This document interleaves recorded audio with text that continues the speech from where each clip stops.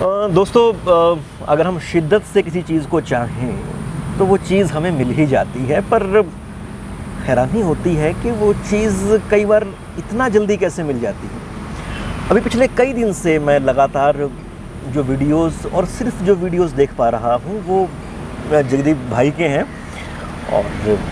और मन में तमन्ना थी कि वो कैन से मिलना हो सकता है, कैन से बात हो सकती है। और आज हम सब के लिए बहुत खुशी का मौका कि वो पिपली आए हुए हैं और धन्यवाद हमारे साथ हैं। जी भाई साहब। तो आइए आज उनसे बात करते हैं। वो सबसे बातें करते फिरते हैं, सबकी समस्याएं सुलझाते हैं, तो आज हम उन्हें कुछ समस्याएं दे के देखते हैं। जी बिल्कुल बिल्कुल, स्वागत है आपका।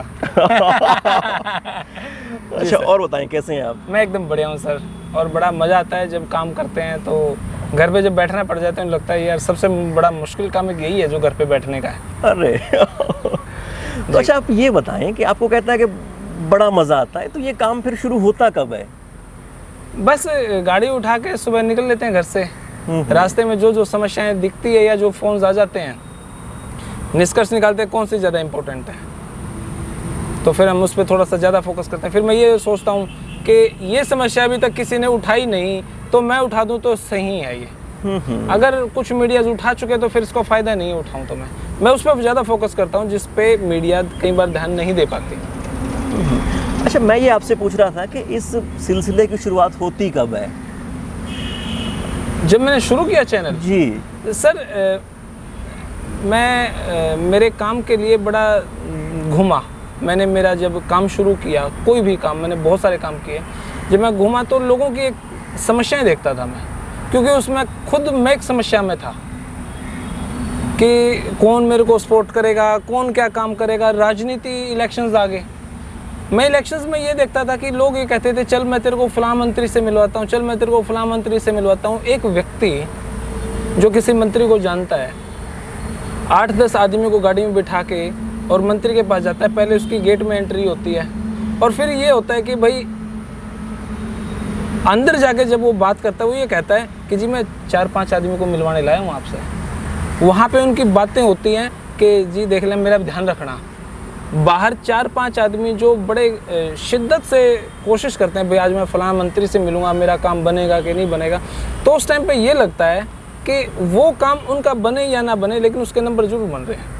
तो किसी मंत्री से मिलना कितना मुश्किल है, तो क्या ऐसा पॉसिबल है कि मंत्रियों से मिलना आसान हो? जब मैंने काम शुरू किया तो बड़ा आसान है मंत्रियों से मिलना। हम लोगों के चक्रव्यूह में फंसते हैं, जो हमारे नाम पर, धर्म के नाम पर राजनीति करता है, जाति के नाम पर राजनीति करता है, गरीबों के नाम पर राजनीति करता है, किसानों के नाम पर राजनीति करता है। उनके घर बड़े बड़े बंगले हैं, जिसके नाम पे वो राजनीति करता है वो लोग वहीं रह जाते हैं। तो ये कई बार मन में टीस होती है, भाई चलो इस बारे में सोचा जाए। मैंने क्या किया, लोग जो हैं इंटरव्यू की स्टार्टिंग करते हैं मंत्री एमएलओ से, मैंने उनको नहीं पकड़ा, मैंने पकड़ा लोगों को। मंत्रियों के पीछे भागने का काम मैंने नहीं किया, मैंने काम किया लोगों की बातों को पकड़ने का काम। हम 5 आदमी बैठे हैं, माइक के आगे नहीं बोल सकते, विषय चलता है यार यहाँ पे मंत्री ने ये काम नहीं किया, यहाँ पे उस एमएलए ने ये काम नहीं किया, ये सरपंच ने ये काम नहीं किया। जब उनसे बात करते हैं, कैमरे पे आओ, कैमरे पे बात नहीं करते, डरते हैं। मैंने सोचा क्यों ना ये विषय जैसे हम 5 आदमी बैठे वैसे ही रिकॉर्ड कर ली जाए इन बातों को, लाइट मोड में। वो नॉर्मल रिकॉर्ड होती रही, नॉर्मल अपलोड होती रही, वो बातें चलती रही मार्केट में लोगों को लगा ये तरीका सही है। अब मैं जाके किसी के माइक अड़ा के कहूँ मैडम नमस्कार, आपकी जनता की समस्याएं क्या है, वो बता नहीं पाएगी। मैंने सोचा क्यों ना उसी लैंग्वेज में से बात करूँ। ताई राम राम, ठीक से ताई के ज्ञान सही चल रहा है सिस्टम ताई? हाँ बेटा, हाँ बेटा। ताई बालक बुड़क सही काम कर रहे हैं, बीमारी तो बच रही है? हाँ ताई के लग गई, वो आदमी काम करेगा नहीं? बेटा बेरा नहीं, हमने तो लगता नहीं काम करेगा। जब इस तरीके से हम बात करना शुरू करते हैं, यानी कि आप उन लोगों के बीच का ही एक आदमी बन जाते हैं जी, तब वो अपना दिल आपसे खोलते हैं। एग्जैक्टली। फिर मैं ये महसूस करता था मंत्रियों से मिलवाने के लिए कि बिचौलिया हो, तब हम उससे मिले। क्यों? मंत्री 90% बहुत बढ़िया होते हैं। आम आदमी को मिलने के लिए किसी सिफारिश की जरूरत नहीं है, लेकिन जो बिचौलिए हैं वो शातिर दिमाग के हैं। बहुत सारे बिचौलिए सही भी हैं, लेकिन मुझे ये लगता है अधिकतर बिचौलिए कहीं ना कहीं गड़बड़ करते हैं अपने वोट बैंक दिखाने के चक्कर में। जी मैंने 200 आदमी आज आपके लिए इकट्ठा किए, अरे तूने उसके लिए इकट्ठा किए या उनके काम के लिए उनको मंत्री के पास लेके आया? बड़ा टेस होती है दिमाग में, दिल में। और मैं सोचता हूँ इसी बातों को विषय लेके एक इतना आसान तरीका कर दूँ कि मंत्री आम जनता को किसी मीडिया की, किसी मेरे की, किसी बिचौली की जरूरत ही ना पड़े। 5 आदमी इकट्ठे होकर जाएं उसके पास, मंत्री झक मार के आपके पीछे पड़ेगा। लेकिन इतना कॉन्फिडेंस की कमी है। मंत्री तो मिलना चाहते हैं, फिर मंत्री की भी मजबूरी है। जो सेटअप उसके आसपास का उसको तोड़ वो भी नहीं पाते हैं। वो भी नहीं तोड़ पाता। यानी कि आपका तो बड़ा सीधा सा फंडा है कि जो आम आदमी है जी, जिसके लिए पूरा का पूरा ये तंत्र रचा गया है जी, उसको उसकी ताकत उसके हाथ में दे दी है। बिल्कुल। मैं +2 पास हूँ, मैंने कौन सा कोई स्पेशल एजुकेशन तैयार की है? मैंने कोई स्पेशल पढ़ाई नहीं की। मैं किसी मंत्री का बेटा नहीं हूँ। मेरे तो घर में हम तो MC से बात करते हुए डर लगता था। आज हम खट्टर साहब से बात करते हैं, बड़ा पोलाइट हैं, हवा नहीं है किसी बात का। भूपेंद्र सिंह हुड्डा जी से बात कीजिए, कोई हवा नहीं है। ओम प्रकाश चौटाला जी से बात कीजिए, कोई हवा नहीं है। हवा कई बार बिचौलिए बना देते हैं। आम जनता की कोई समस्या है, किसानों की समस्या है, 50 किसान इकट्ठे होकर मंत्री के पास जाओ, सुनेगा आराम से बात। हमारी कहीं ये भी है कि हम बिचौलिए को क्रिएट करते हैं मंत्री से मिलने के लिए। भाई फला आदमी की बात करेगा वो, उस मंत्री से मिलना तो फला आदमी के पास जाओ, वो उसके पास। अरे भाई क्या जरूरत है? बड़ा इजी कंसेप्ट है, लेकिन बिचौलियों ने कहीं ना कहीं इतना टिपिकल मामला बना दिया। नंबर भी वो बनाएगा। कई बार मंत्री भी ये कह देता है, भाई तू मेरा पेंडा छोड़ दे, यो विषय रहने दे, तने अपना बालक नौकरी लगवाना मैं लगवा दूंगा, तो इस बात ने खत्म कर दे। 12 के ये भी कह देगा वो, जी होगी बात, देखते हैं आगे। ओहो, बहुत बड़े मूर्ख बनाने की कई बार साजिशें भी होती है। बड़ा दिल दुखता है मेरा। अब मेरे को भी कोई समस्या हो, मैं कल ही संजय भाटिया जी से मिला, मैं बोला जी गाँव की कुछ समस्याएं हैं। संजय भाटिया जी बोले, जगदीप तू एक काम कर, वहाँ से ना कुछ इस तरीके से लिखवा ला, कोई समस्या सोल्व कर देंगे। अब अगर मैंने उन लोगों से जाके बात की, भाई जी आप यूँ लिख के दे दो, बोले हमने लिखना नहीं आता, हमारे BPL कार्ड नहीं बने। तो वहाँ का सरपंच क्या झक मार रहा है, BPL कार्ड नहीं बने, कब से रह रहे हो? सर हम पाकिस्तान से ऐसे 1947 में आज तक हमारा BPL कार्ड नहीं बना, हमारी कॉलोनी नहीं बनी, गली का रास्ता नहीं बना। मैंने उस पर वीडियो बना के अपलोड आज शाम तक मैं कर दूंगा उसको। उसी समय कहीं से फोन आ गया, भाई जगदीप इनकी समस्याएं जल्द निपटारा करवा देंगे। ओके। बहुत आसान है मंत्री के पास जाना, बहुत आसान है अपनी प्रॉब्लम सोल्व कराना, लेकिन कई बार यूँ लगता है भी हम प्रॉब्लम क्रिएटर हम खुद ही है। अच्छा, हमें तो एक और चीज़ इसमें लगती है कि जो बहुत पढ़े लिखे नहीं हैं उनकी तो बात छोड़ ही दें जी। हमारे यहाँ तो जो बहुत पढ़ा लिखा एक संभ्रांत तबका है जी, वो भी कांपता है। अब उस कांपने की बात समझिए, बहुत यूथ हम कहते हैं, यूथ देश की शान है, 60% यूथ है हमारे देश में। यूँ है, कैमरे का माइक जब लेकर उनके पास जाता ना, बोलते ही नहीं, हवा टाइट हो जाती है। पता नहीं किस बात का खौफ है। बसों पे खड़े होकर कंकर मरवा लो आप उनसे, ओहो, कहीं कुछ स्ट्राइक करवा लो उनसे, लेकिन अगर समस्या बताने की बात अपना आती है, मुद्दा वो रख नहीं पाएंगे, अपना मुद्दा नहीं रख पाते। बड़ा टीस होती है मेरे को। बड़ौदा में एक स्पेशल मेरे पास कल फोन आया कि जी हमारी समस्या है। मैं बोला कौन है? सर यूथ है। मैं गया, बड़ा खुश हुआ। आज यूथ कहीं ना कहीं अवेयर जरूर है, लेकिन कहीं ना कहीं गलत कामों में मुझे यूँ लगता है कई बार कि ज़्यादा वो उसमें है, अपनी प्रॉब्लम बताने में वो समर्थ नहीं हो पाता। तो बहुत सारी समस्याएं हैं। और एक और चीज़ इसमें, क्योंकि आपको देखते हैं, आपके मुद्दों को देखते हैं, मैं तो लगातार अब कई दिन से देख ही रहा हूँ आपके वो वीडियोस, और मुझे लगता है कि बहुत बड़े बड़े चैनल्स को क्या देखें, हमारी समस्याएं तो वो हैं जो आपके वीडियोस में उठाई जाती हैं और तभी उनके समाधान हैं, तभी लगता है कि हमारी अपनी बात है। तो जिस तरह से आपने एक लोगों के बीच जाके उनकी समस्याओं को इतने सहज ढंग से रखा है, तो मुझे लगता है कि इस बात से कितने ही हमारे दोस्त हैं जो प्रेरणा ले सकते हैं और अपने आसपास की वो आवाज़ बन सकते हैं। मैं आपको इस बात में एक एग्जांपल देता हूँ। हम घरों में खड़े होके दोस्तों में बैठ के किलकी मार सकते हैं, कह सकते हैं मीडिया बिकाऊ है, मीडिया बिकाऊ है। ऐसा क्यों कहते हैं? क्यों कहते हैं हम? उस मीडिया को, चैनल को कटवा दो ना। घर पे आपको लगता है ये चैनल बिकाऊ है, आप उसको देखते ही क्यों? उसका फ़ोन कर दो, भाई मेरे को ये चैनल नहीं देखना, सिंपल। उनकी टीआरपी खत्म हो जाएगी। हम उसको देखेंगे, फिर हम उसको गाली देंगे, फिर हम उसको देखेंगे, फिर हम उसको गाली। कमी कहाँ है? हमारे अंदर है। हमें पता है फलाना चैनल बिकाऊ है, क्यों देखते हो आप उसको? मत देखो। मेरे घर में 50 चैनल चलते थे, अब मात्र 2 चैनल चलते हैं। आपका दूरदर्शन जरूर चलता है मेरे पास, वही 8 से 8:30 बजे की समाचार, वही रात को 8:30 से 9 का, सारी रिपोर्ट उसमें मिल जाता है। अब मीडिया में हम सारा दिन देखें भारत पाकिस्तान, भारत पाकिस्तान, भारत चीन, भारत चीन, भारत चीन, भारत पाकिस्तान। देश के मुद्दे कहाँ गए? देश के मुद्दे, समाज के मुद्दे, कितने सारे मुद्दे हो सकते हैं, पर वो सब के सब वो उसके अंदर कवर अप हो जाते हैं। अच्छा, आप ये बताएं प्लीज़ कि इतने सारे मुद्दे हैं जिनमें आप घुस जाते हैं, फिर रिजल्ट्स आते हैं। ऐसे तो बहुत सारे मुद्दे रहे हैं, पर आजकल आप बताओ कि कौन से बड़े मुद्दे में आपको लगता है कि मुझे इस समस्या तक पहुंचना है और इसको जब तक दूर नहीं होगी मैं चैन से बैठूंगा नहीं? मेरे पास 3 मुद्दे हैं, सच्चाई बताऊं आपको। एक तो जो जिन मुद्दों पे राजनीति करते हैं, एक पहला मुद्दा तो वो है एक जातिगत। मैं फलाना जाति का अध्यक्ष हूँ, मैं फलाना जाति का ठेकेदार हूँ, लेकिन जब उसी की जाति के गरीब तबके से मिलेंगे ना, आज तक वो कभी गया नहीं होगा वहाँ पे। उस जाति के नाम पे वो मंत्रियों से मिलता है, उस जाति के घर जाके वो खाना नहीं खाएगा, चाय नहीं पिएगा, वो समस्या उठा देते हैं। जी फलाना हमारे तो वहाँ पे ये हो रही है जी, आप करवाओ। भाई तो कितने रुपए लेगा? बहुत सारे लोग करते भी अच्छा काम है, लेकिन मुझको ये दिखता है कि अधिकतर जगह बहुत सारी समस्याएं ऐसी जो देखते ही नहीं लोग, क्योंकि उन पॉलिटिकल उनको कोई फायदा नहीं होता। पहली समस्या। दूसरी समस्या, किसानों का मुद्दा।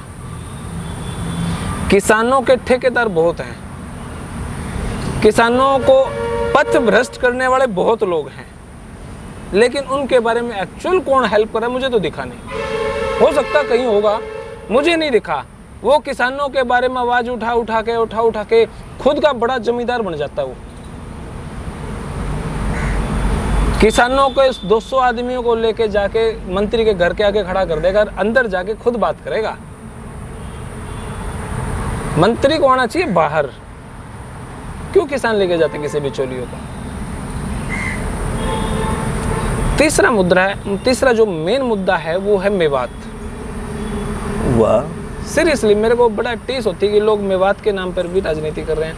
मेवात जाता हूँ मैं, 8-10 बार गया हूँ मैं, 2-3 बार रहा भी हूँ। बहुत बढ़िया है, हल्का है, बहुत बढ़िया जगह है। कैसे अनुभव रहे, प्लीज उनके बारे में कुछ बताएं। मैं मेवात में जाता हूँ, चाहे कोई छोटा सा मुस्लिम का घर हो, चाहे कोई बड़ा मुस्लिम का घर हो, आपकी आओ भगत इतनी करते हैं बेहद, स्पेशल मुस्लिमों के लेकर। यानी कि जो पूरे हरियाणा में ये बात फैला रखी है मेवात के बारे में, कुछ लोग तो इतने जाहिल हैं जो उसको मिनी पाकिस्तान तक बोल देते हैं जी, है ना? तो उसके बारे में बताएं प्लीज कुछ चीज़ें। आपने तो बहुत मेवात में ऐसी जगह है, प्रॉपर मेवात से लेके गांव है वहाँ तक, जो रोड के साइड में पेड़ लगे हुए थे, 1947 के तकरीबन की बात है। अंग्रेजों ने वहाँ पे जितने पेड़ है आपको 5-4 किलोमीटर के रास्ते में दिखाई देते हैं, मुसलमानों को फांसी पे टंगा हुआ है वहाँ पे, उन मेवातियों को फांसी पे। उन्होंने अंग्रेजों की हुकूमत स्वीकार नहीं की, देश की आज़ादी के लिए लड़े हैं वो। कितने कुर्बानियां हैं वहाँ पे। कोई बड़ी दरगाह नहीं है, जैसे अच्छा कोई जो वो कहते हैं ना, वो बाबर के टाइम की या कोई बादशाह की, ऐसी कोई दरगाह नहीं है, 1-2 है। हाँ, मुस्लिम ये कहते हैं वहाँ पे जी जो गलत है। जब यहाँ पे वो गाय की खाल मिली तो हमने बहुत बड़े प्रोटेस्ट किए मुस्लिमों ने, अच्छा जी, गाय के खिलाफ। मैंने उनसे पूछा कि परमिशन कौन देता है यहाँ पे जो गाय कत्ल खाने खोले जाते हैं, उनकी परमिशन। जहाँ तक मेरी जानकारी दुरुस्त है, उन्होंने बताया कि यहाँ पे 5 में से 4 तो हिंदुओं के हैं। अच्छा, एग्जैक्ट अगर 1-2 कम ज्यादा है तो अलग बात है, पर एक बात लेकिन है। हाँ, हिंदुओं के ज्यादा शेल्टर हाउस, शेल्टर क्या बोलते हैं उसको, कत्ल खाना, बुचड़ खाना जी जी। यूँ बोले फिर भी मुस्लिम परेशान।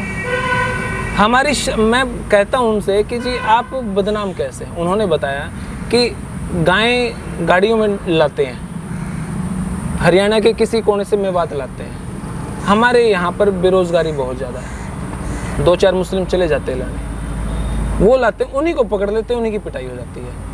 अगर पूछें कि ये किसके कत्ल खाने में जा रही है, तहकीकात तो तब खुले ना, वहाँ तक तो मुद्दा जाता ही नहीं है।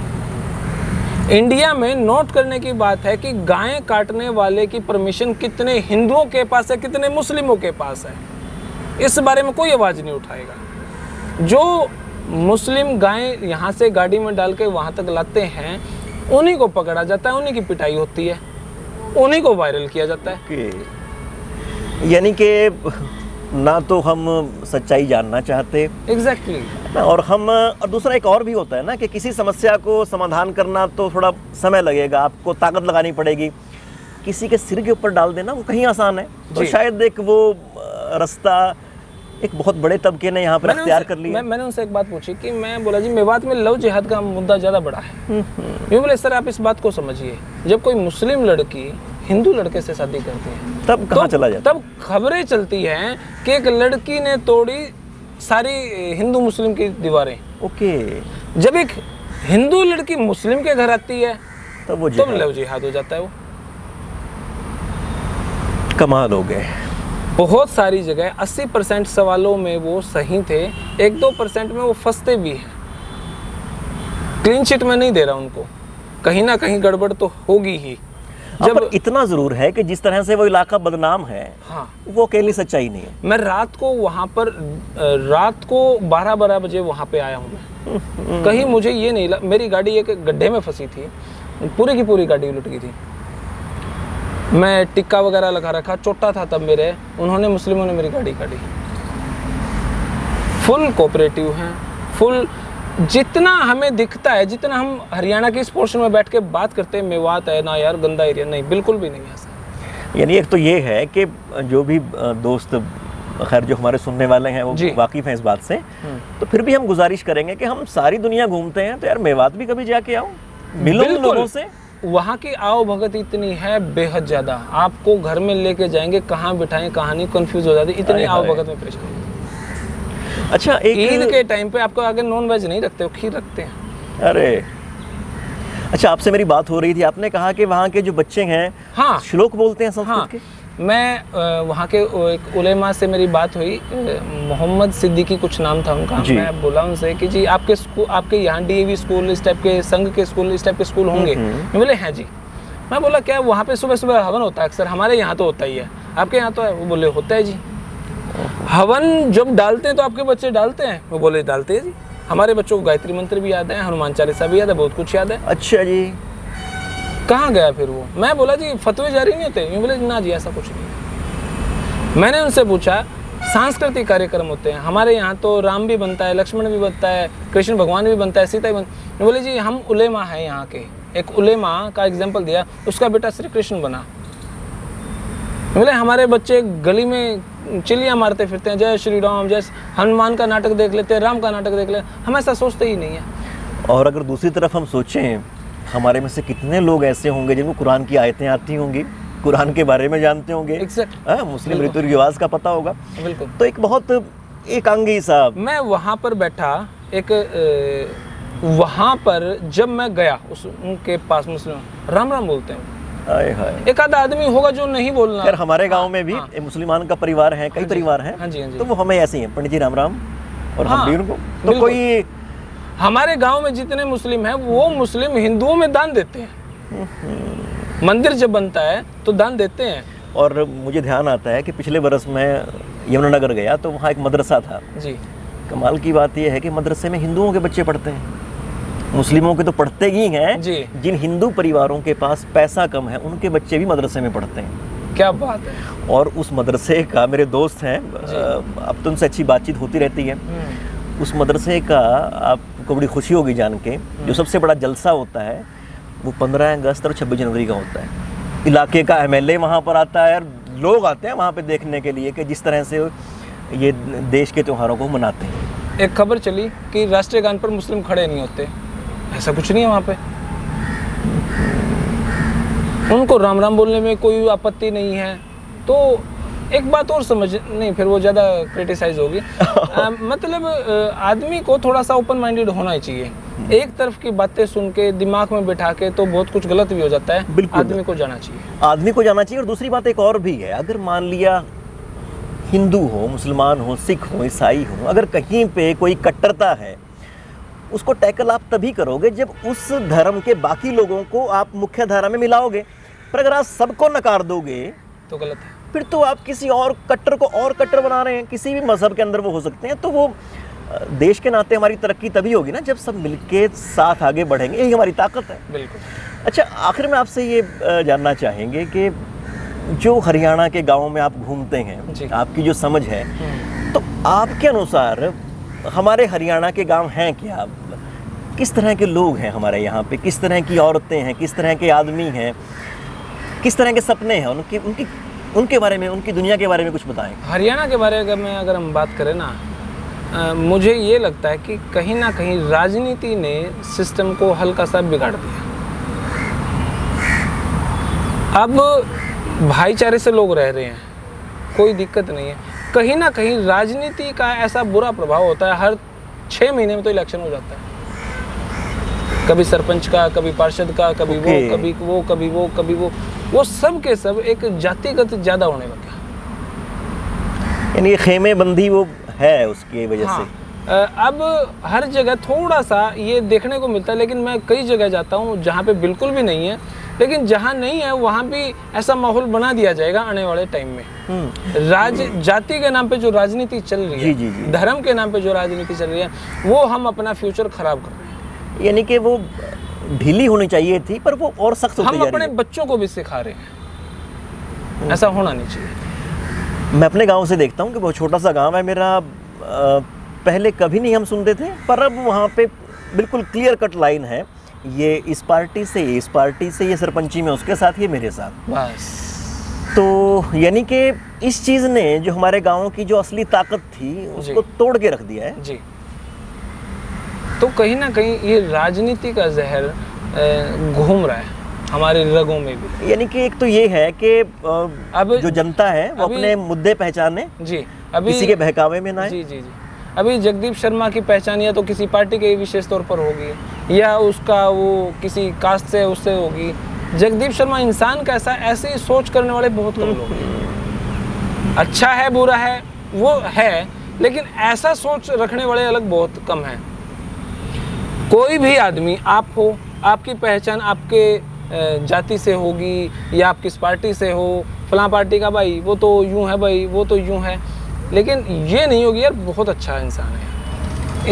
उससे बाहर आके नहीं आप सोच पाओगे। नहीं सोच पाओगे। और मैंने तो ये भी देखा है जगदीप जी कि गांव की या किसी और तबके तो क्या बात करें, हमने तो बड़े बड़े दफ्तरों का हाल देखा है, हमने तो यूनिवर्सिटीज़ का हाल देखा है।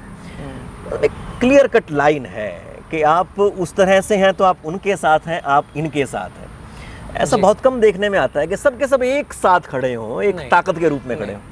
ऐसा नहीं है। तो गांव में भी जब हुक्का पीते हैं, वैसे तो कहते हैं भाईचारे में है, लेकिन अक्सर ये दिखने में आता है कि वो हुक्का जो बैठे 8-10 आदमी पी रहे हैं वो एक ही पार्टी के, दूसरी जगह हुक्का पी रहे हैं वो एक ही पार्टी के। ओहो, यानी कि हुक्का और चौपाल का जो असल काम था वो भी बंटवारे में हो रहा है, माहौल बनता जा रहा है। अब इकट्ठा बैठ के नहीं, चौपाल में बैठेंगे तो एक अलग बैठेगा, एक अलग बैठेगा, वहाँ पे भी गुट है अपने, फिर गुट है। फिर भी थोड़ी सी संस्कृति जो बची है वो गांव में ही है। हरियाणा में तो हरियाणा पूरे देश में ही, शहर में तो हर व्यक्ति राजनीतिक है। प्यार प्रेम भाईचारा बहुत कम है।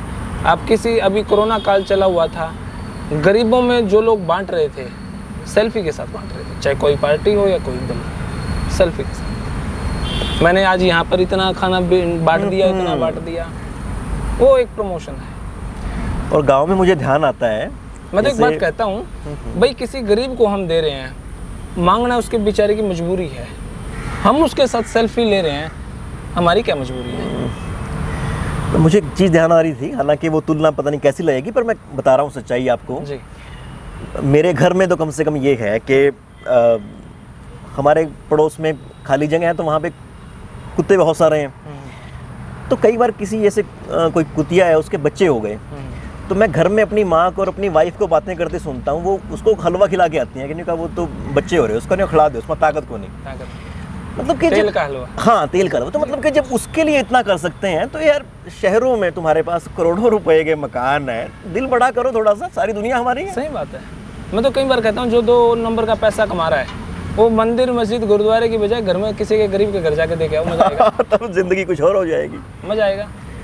चलिए, और ऐसी दोस्तों कितनी ही बातें हैं जो जदीद से हो सकती हैं, कितनी सच्चाइयाँ हैं। कितनी जब हम से? गांव में जाएं और गांव में जाके आप किसी संपन्न परिवार की बजाय एक सिंपल जो गरीब गांव का सबसे गरीब घर है, मैं एक बात राय देना चाहूँगा आपको, जो लोग शहर से गांव में अपने रिश्तेदारों के यहाँ जाते हैं, जाएं, रिश्तेदार की बजाय आप उस गांव का सबसे गरीब घर देखिए, जो आपके हाथ में केले हैं, फ्रूट है, उस घर को दीजिए, बहुत बढ़िया रहेगा। सच्चाई है सर। तो दोस्तों इस मुलाकात को मैं यहीं समेटूंगा, क्योंकि मेरे पास तो समय है, पर जी दीदी भाई के पास बहुत सारे मुद्दे हैं जो उनको निपटाने होते हैं। पर सच में आज हमारा दिन बन गया, और आपके लिए बहुत सारी शुभकामनाएं। आप इतना काम कर रहे हैं जितना कोई एक बड़ा संस्थान करता है, सरकार का एक बहुत बड़ा महकमा जितना काम करे। सर मैं सोचता बहुत हूँ इस विषय आपके बहाने से वो हो पा रहा है। मैं बहुत सोचता हूँ इस विषय पे कि भाई क्या काम मैं कर सकता हूँ। मेरे साथ जो 4 लाख लोग जुड़े हुए हैं, जो 4.25 लाख लोग जुड़े हुए हैं, वही मेरी ताकत है। पिताजी तो बैंक में क्लर्क थे, रिटायर हो चुके हैं। मम्मी तो एक टीचर थे, वो रिटायर हो चुके हैं। मेरे को सपोर्ट करने वाला कौन है? मेरे को सपोर्ट करने वाला या तो आप हैं, या जो मेरे को लोग देखते हैं। जी जी, उन्हीं के दम पे तो मैं कोई काम कर पाता हूँ। नहीं तो मेरे को इतनी भी हैसियत नहीं कि किसी एमसी को जाके मैं कह दूं जी आपने गलत कर दिया ये काम। सिर्फ मैं यही सोचता हूँ कि लोग मेरे साथ जुड़े रहें और वो ये देखें भाई हाँ ये काम कैसे हो रहा है। हाँ, आज मेरे एक मीटिंग रखी थी मैंने। मीटिंग में ये रखा था कि भाई जो लोग मेरे से नाराज़ हैं, मेरे किसी काम से उनको लगता है जगदीप गलत कर रहा है, कोई उलाहना है, तो आज 10 से 11 जींद आ जाओ, मिलेंगे और करेंगे प्रोग्राम। आपकी सारी बातें लाइव चलेंगी, जो भी उलाहने हैं, जो भी गालियाँ हैं, जो सब कुछ है मेरे को दो। आज कोई नहीं आया। ओहो, मैं बड़ा खुश हुआ इसका, तो लोग मेरे काम से खुश हैं। तो जी बस यही है कि 4 लाख 4.25 लाख लोग जो मेरे साथ जुड़े हैं, उनका प्यार, उनका आशीर्वाद से मैं काम करता रहूँगा। और बहुत सारी थ्रेटिंग कॉल भी आते हैं, धमकियाँ भरी भी कॉल आते हैं। फिर भी यही है कि यार मरना तो है ही एक दिन, पता नहीं किसी खाने वाली गोली के साथ मरूंगा या डिशुम वाली गोली से मरूंगा। चलो फिर भी यूँ है कि कम से कम कॉज के लिए तो हाँ, जी बिल्कुल बने रहे। बिल्कुल, कहीं ना कहीं रास्ता मुद्दा तो निकलेगा। तो इस तरह से दोस्तों बहुत सारे मुद्दे हैं जिनको लेके लगातार लगे हुए हैं, और हम चाहेंगे कि वो इस तरह से अपने काम पर लगे रहें। और इसके अलावा एक और चीज़ है जो मुझे मिल के समझ में आती है, वो ये है कि आप में से हर व्यक्ति एक जगदीप अपने आप में हो सकता है। इस तरह से वो अपने आप को साबित कर सकता है, अपने आसपास की आवाज़ बन सकता है, और इस लोकतंत्र का सच्चा वारिस हो सकता है। जी। तो फिलहाल आपके लिए इतना ही है, बाकी हम बातें आपस में कुछ और बातें मारनी है वो चलती रहेंगी। तब तक के लिए धन्यवाद। Thank you sir.